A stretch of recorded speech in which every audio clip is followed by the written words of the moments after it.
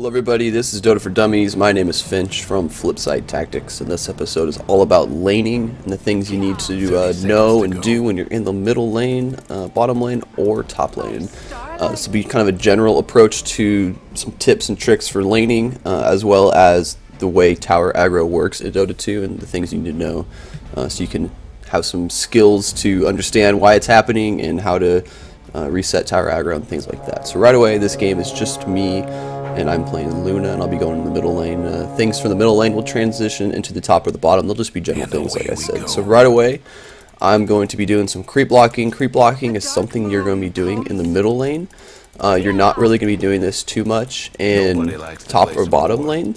The reason for this is top and bottom lane aren't going to have the high ground advantage, as well as if you block when you're in the short lane too much, your tower is going to hit you, or hit your creep, or hit the enemy creeps and push the lane forward. And if you block when you're in the long lane, sometimes it doesn't make big enough difference to actually matter. So middle lane, when in doubt, you're usually always going to block for multiple reasons. The main reason is get this high ground advantage. So if you're laning against somebody, you're able to have the high ground. If you didn't know already, you can, if you shoot up the high ground, there's going to be a % miss chance. If you are on the high ground up here, you're also a lot closer to your tower, which is over here. If you don't block and say your opponent does, you're going to be in this area, and it's a lot easier for their supports to come around the back way here or back way here and gank you. So by blocking, you're going to be a little bit safer, and it's just generally a good thing to do. Like I said, the middle, or if you're in the bottom or top lane, it's not necessarily super important, but middle it is. So mischance if you are shooting up the high ground. So say there's creeps up here and I start shooting up, I believe they're going to be out of range, but there'll be a mischance, and so you need to pay attention to that. Make sure you're on the high ground when you can. As far as last hits and denies go, I talked briefly about last hits and denying in the first episode of Dota for Dummies. This episode I want to go a little bit more in depth on both those things. So the first off, denying. Denying is going to be something you're going to do to your own creeps. So in this instance, I hit A, I hit click, and I deny him. When you deny him, that little exclamation point will appear above the creep's head, and that means you denied it successfully, and that means your opponent is not going to be able to get gold from that creep, as well as they're going to get 50% less experience from that creep as well. So denying is very good in the sense that you're going to be able to win your lane a lot easier, and also that you're going to be able to control the lane. So by denying these creeps, it's going to give you a little bit more equilibrium, and you can keep the lane closer to the area you want it. Obviously, you don't want to be up here when your opponent's right here, and you can get ganked and killed and all that kind of stuff. But if you're denying, it's going to help keep the lane a little bit closer, and it's still going to deny him, him or her, I guess, whoever you're playing against, gold and experience, which is both really good things. Also to note with denying, you can also deny your own towers.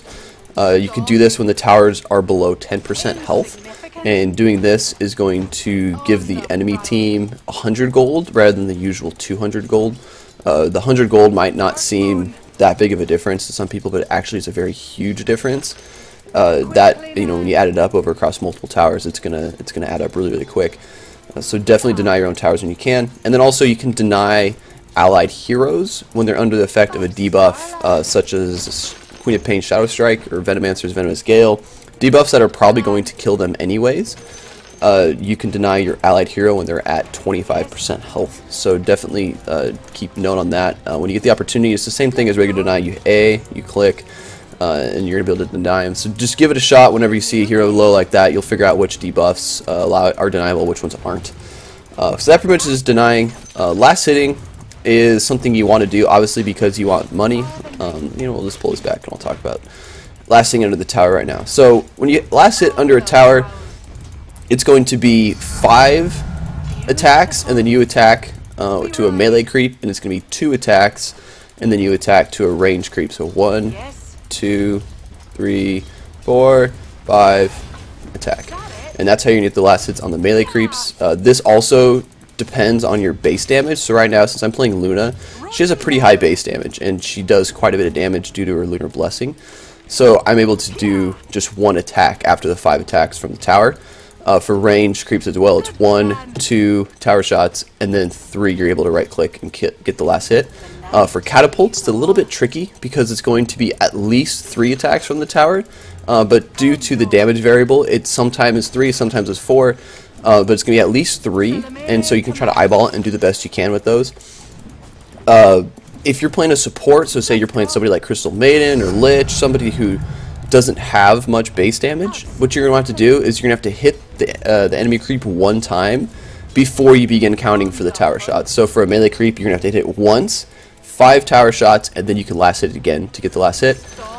Same thing for range creeps. You're going to get it. You're going to attack it once, let the tower shoot it twice, and then you're going to shoot it again for the last hit. Like I said, last hitting is you need to last hit to get gold. You get more gold, you get more items, helps you win the game. That's pretty self-explanatory. But last hitting under a tower is something that's very important, and if you're able to do it well, it makes it a lot easier for you to feel safer when you are trying to protect yourself and be close to the tower and things like that. Some tips for last hitting I give people. Right now I believe I have auto attack on. There's animation canceling, which a lot of people suggest against it. So that'd be something like, I'm right clicking here and I want to time it. So I'm right clicking and then you hit S and you animation cancel and then you try to line it up to whenever you're ready. Some people find that to be comfortable. I don't, just because, you know, if you're sitting like this, they obviously know which creep you're going to last hit.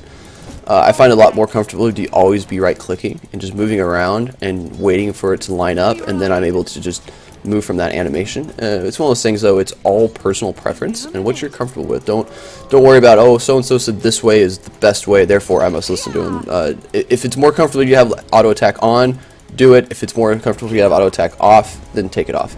It's just all personal preference stuff. So that is for animation canceling. One little thing I like to do is you look at the range creep and you look at what creep they're attacking, because more often than not that's the one that's going to be losing the most health because the range creep does the most damage. So in this instance, even though there's 2 melee creeps attacking this guy, you can see the health is going down kind of roughly the same. If one of the melee guys was touching the same guy as the range creep, it would be going down a little bit quicker. But time the range creep's attacks, and you'll notice when I right click the enemy creep, it's after the range creep attack hits. You kind of use that as a dictator. So right now we have 2 range creeps shooting this guy over here. I wait, both of attack, and then time a little bit off. Both of them attack, I wait, one more attack from them, and then I attack. It's just kind of a timing mechanism that allows you to time accordingly. You notice right there, same thing. These 2 guys hit, I was able to hit right after. When you have a catapult in the mix, it's going to change things up and make it a little bit more difficult, because the catapult also is going to be doing more damage than the melee creeps. So it's going to, you know, make you think twice and you know, try to guess like, okay, how much damage is this catapult actually going to do? Should I do it now or wait for the catapult to hit? At the end of the day, all this last hitting stuff comes down to just practice. It's just the more you practice, the better you're going to get. It's one of those things where people like to suggest all these tips and tricks, but just go into a bot game, go into a game like this by yourself, find the heroes you enjoy playing, and just practice over and over and over again, and you're going to begin to get familiar with their attack damage. You'll get familiar with their attack animation. You'll figure out, you know, who you can last hit with. Obviously, you know, heroes like Luna are going to have a little bit easier time because they have a higher base damage, but it's just as important to be good at last hitting with whatever hero you play. It doesn't matter if you're, you know, only playing support as Crystal Maiden. You still want to practice, because there's going to be times where you're the only person in the lane and you really need those last hits to get gold. And if you practice a lot, you'll be a lot better at it. So definitely practice, and you'll get better. Trust me on that. And lastly, it's going to be tower aggro and how that works. Obviously, there's no other heroes in this game. I tried a few videos with bots in the game, and it was a little bit hard to, you know, be able to talk and have them do what they need to do, and they always kept ruining the video by all of them rotating to a lane trying to kill me and weird stuff like that. So no heroes in this game, but if you are laning against an enemy hero and you right click the enemy hero, all of their creeps are going to attack you. If you cast a spell on an enemy hero, the creeps will not attack you. So you need to pay attention to when you're harassing an enemy hero that there's not a ton of creeps around. If you right click them and there's a ton of creeps around, they're going to all target you, and they're going to do a bunch of damage to you. If you're playing someone like Crystal Maiden, again, I keep going back to her, and you're harassing an enemy hero that you're laning against, all of a sudden, say you auto attack them, you do a little bit of damage, but then all of their creeps attack you, it might not even be worth you auto attacking them because you took more damage from their creeps. Whereas if you cast a spell, the spell is not going to trigger that aggro effect, and you're not going to worry about it. It is short. It's only be a couple seconds. I believe it's 3 seconds. But if you want to go search it out, you can see all the intricacies of it. Just note that if you right-click an enemy hero, the creeps are going to attack you. So when in doubt, if you see that their creeps are dead, you can right-click them freely because you're not going to take that aggro. And also you can use this to your benefit sometimes, where like right now, if he was attacking me, he could have stunned me when there was just this range creep, and then I would take damage from him as well as all of his creeps. And so those are little tricks that you can figure out and learn over time. Okay, so now back to tower aggro. So now you know how regular aggro works when you're in the lane. Tower aggro is pretty similar to that. There is a hierarchy for the tower aggro of what gets priority and what the tower shoots. So at the top of the chart, the highest, most priority target is going to be enemy heroes, right-clicking heroes. So for instance, if I'm attacking somebody over here, it's an enemy hero. If I right-click him, the tower is going to target me because that's the highest priority. If I'm casting spells on him, the tower is not going to target me because it doesn't know that I'm attacking him. Spells are not the same as right-clicking and doing auto attack damage. Note that the way tower aggro works is when it's reset, it only resets when the current target dies, the current target goes out of range, or there's something that causes the hierarchy to be reset. And this is something like A, clicking, so be like denying on your own creep when a tower is shooting you. That's going to be, it doesn't matter if they're in deny range or not, but it's a trick that you can use to get tower aggro off yourself and onto an enemy creep, or onto an allied creep.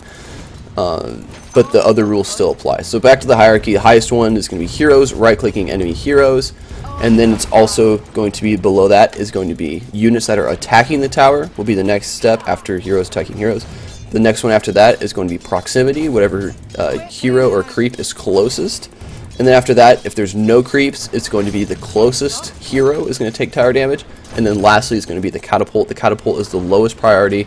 The only time the tower is going to target the catapult is if it's the only thing around in that area. So what I was saying earlier, as in targeting your own creep to get the tower aggro off of you. Let me demonstrate that. Let me get a little bit more health so it doesn't go bad and I don't die. So when this guy dies, tower has to pick a new target. Right now there's no targets, so it's gonna be me. You know, I'm gonna kill these guys first. And this is a trick that a lot of veterans use in Dota. So right now, when this guy dies, it's going to target me, obviously. I cannot shift tower aggro until that creep comes in range. It's still going to be based off of proximity and things like that. So either the creeps need to be attacking the tower, or I need to be in range, or they need to be closer to the tower and I will. So I'll just auto attack, I'll get these down, and I'll show you guys what I mean. Alright, so I'm in front here, tower attacks me, A click on that, tower aggro shifts to that guy. If I didn't A click him, the tower would continue shooting me until it changed targets. So right now, nobody else is attacking this tower, he is proximity, he gets targeted next. If I was auto attacking the tower right there, when the range creep was shooting the enemy creeps, the tower would have picked me because the second order of the hierarchy is damage to the tower, and that'd be me. Also, if the target dies, it picks a new target. If I'm attacking, say I'm the only one attacking right now, we'll see what happens when this guy dies. It's going to target me. Oh, tower died. So if that guy would have died, it would have targeted me because the creep and I were both attacking the tower, but I was closer, so it's going to target me over him. If I would back away and let him get the auto attack off, and then I begin attacking after he attacks, the tower would target him because he was the one that targeted the tower with an auto attack when the previous target died. So this sounds confusing. I know it probably is confusing. If you just do a Google search for Dota 2 tower hierarchy, things like that, there'll be some good graphics out there that kind of explain it and give you a visual. You can also just come into a practice game like this and just give it a shot yourself. Just see how the tower reacts based on who's in the area and all that kind of stuff. It's definitely one of the more important things to know in Dota, because a lot of times you're into a tower and people will take damage that they shouldn't be taking. But once you know this, you're able to change that, and you're able to shift tower aggro off of you onto creeps. You're able to stay there and continue attacking the tower. And also, a lot of times people think it's just so random when it really isn't random. So right now this guy is going to die. I'm right clicking the tower, it's going to target me. I A-click on him, proximity, and now it's going to shift to him. So that is kind of what you need to know as far as this goes. When in doubt, just spam A-click on whoever you can. If guys are closer than you, they're going to take the aggro, obviously, so it's generally good to be over here. So when this guy dies, it's going to target me because I'm the only one. I was the only one attacking the tower when all the creeps were attacking that creep wave. So that pretty much sums up Dota for Dummies laning episode. The stuff here as far as tower things can transition to any tower on the map. Good stuff to know, and definitely come into practice game practice it. So we'll end this first episode of Dota for Dummies on a death. Yeah, it was bound to happen sooner or later, those pesky towers. Thank you guys for watching. If you have any questions, comments, feedback, please feel free to let us know in the comment section or contact us over on our website at FlipSideTactics.com. And we'll see you guys next week with another episode of Dota for Dummies.